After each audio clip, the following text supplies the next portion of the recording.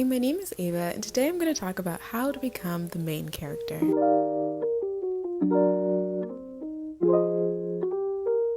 And this is essentially just how to improve your life and how to step into your own individuality.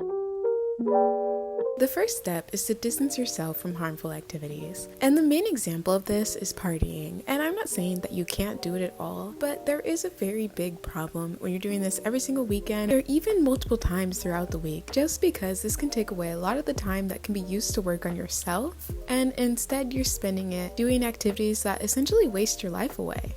And especially if you're in high school or college, you're going to see so many people whose whole life is about partying. Like, that's the biggest thing to do. That's the only thing they do whenever they have free time. And although it may seem fun, it's not good for you in the long run. Especially because the whole partying culture is just that being alcoholic is normal. And it's totally okay if you want to party sometimes. If you want to do it in moderation, that's fine. But the big problem is when you're doing this every single weekend or more than that, then you really have to reflect on yourself and wonder if you have a problem with alcohol, or if you have a problem with substances, or even ask yourself, why do you want to do this? Most of the time when you do these things too much, there's a reason behind it. Most people who are partying all the time, all day, every day, usually have a reason or have something that they want to get away from. If you're very deep into that lifestyle, it may be hard to see the negative effects. So this is when you need to take a step away, and then you'll start to realize how it's going to take a toll on others. Because if you're with everyone doing the same partying all the time, all day, every day, you're not going to realize how bad it is until you take a step back. Especially if you're already part of this lifestyle, if you do take a step back, you're going to feel jealousy, and that's completely normal. But you do have to remember that you're doing this for the sake of your life and so that you can improve yourself. Because this is the best time to work on yourself, because you're young,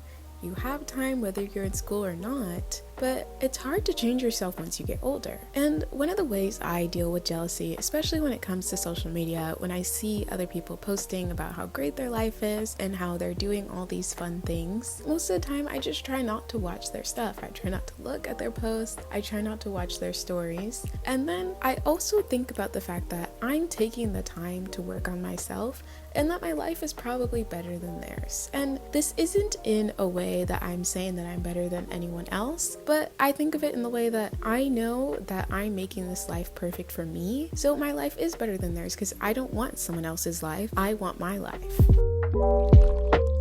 The next step is to start executing your future plans. Most of the time, we'll plan stuff out and think about, oh, I wish I could do this. Oh, I want to do this in the future, but then you never do it. And that's how I was with YouTube, where I'd constantly talk about, what if I became a YouTuber? What if I made videos? What if I posted on social media?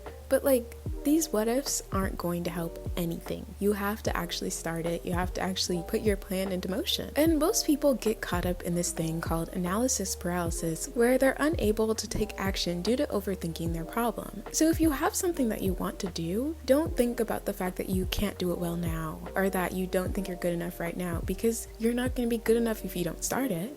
So you have to start it while you still have no skills, while you're still bad at that thing, and then you can eventually get better and reach your goals. But you're never going to reach them if you don't start. You also need to keep in mind that those big things that you have planned are going to take a long time to execute. If you start whatever your goals are and you don't see much change within a month, that's completely fine. That's totally normal, and that shouldn't be a reason to stop or feel as though you failed, because a lot of things take time. So you do need to be patient, and if you don't see the proper growth during a certain amount of time, then maybe start to reevaluate yourself and see, what can I change in order to see the growth that I want? It's very easy to get caught up in the thought that your teens and 20s are all about fun. And I'm not saying that you can't have fun, but I think the problem is when it's just fun and no work at all, because this is the best time to work on yourself and to work towards your goals in the future so that you can have fun later on. And you can still have fun now, but it just becomes a problem when your whole life is fun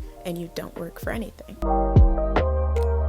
The next step is to set goals for yourself in other parts of your life. So you may have future plans of what you want to do as a job or just what you want your life to be like, but these are goals just for yourself right now. For example, cleaning more, working out, eating healthier, Just little things that you can do day to day to change your life currently that won't take a lot of time. These should be small goals that you know you can for sure stick to. So for example, if you don't work out every day, don't make a goal to work out every single day. Make a goal to work out every other day, or 3 times a week. And then once you execute that for a good amount of time, you can bump it up to every day. So these goals are to help you orient yourself into working on your life daily. They shouldn't be things that are hard and that you feel are a burden, but just small things that will make you feel better in the long run. When it comes to goals like these, you have to remember that you're going to fail. There's going to be some days where you don't want to do that thing at all, and you just miss a day, or you miss a few days, or you miss a week. But the problem is when you mess up and then you decide that you're just going to give up on all of it, because that doesn't really make sense, because most people aren't going to know that you're doing these goals.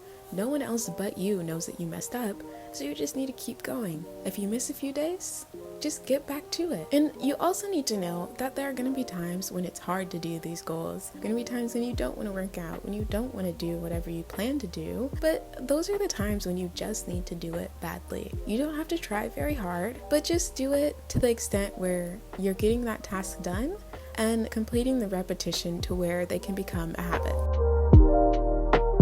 A lot of the times what makes main characters in media or in books so annoying is that they can come off as holier than thou because they feel like they're better than everyone else, and they don't shy away from showing that. So once you start to put these steps into motion and you realize that you're becoming a better person and you like how your life is going and that you have really good plans and actions for the future, don't start to give off the vibe that you're better than others. Even if you think that you are, it's just not good when everyone else feels like that too. Just because you feel like your life is really good does not mean that you should put down others, because I'm sure you'll be able to tell that some people are making really bad life choices. Most of the times, you can't really force people to change, and belittling them is not going to help them want to change. And there are ways to express to other people that you're changing without doing it in a mean way that makes their life seem bad. You can just tell them simply, I'm doing this to better my life.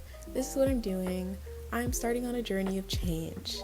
Just in that way, rather than being like, well, I've changed and I don't do what you do anymore and I feel like you shouldn't do that. Because people will start to get defensive and it just comes off as really mean and rude. But like I said, you can't force anyone to change, and you'll start to realize that some people in your life would be better off with some change, but that's ultimately their choice, and it's not your job to make them change. There's no right or wrong way to start your journey of becoming your better self and becoming the main character. You just need to keep your goals in mind and understand how you want your life to be in the future. And you also need to remember that this is a singular journey, so at times it may feel a little bit lonely if you're the only one in your life putting work into yourself and the other people around you are not. But that also may signify that you need to find other people who are also caring about their life as you are. There are going to be times when you feel left out because everyone else is throwing their life away, but you're taking the time to work on your life and make yourself better. You ultimately just need to focus on yourself and not really focus on what others are doing. This is the best way to create the future that you want. I often see so many people talking about manifestation online, but they never really talk about the fact that you actually need to put work into your life. You can have all these dreams and write down your manifestations in your journal, but it's not going to help if you're just thinking about it. You actually need to put in some action. And it is good to write those things down so that you can subconsciously think about it, but ultimately, action is the most important part of your change. So if you liked this video, please leave a like and comment down below what you're doing in order to become the main character. Thanks for watching. Bye.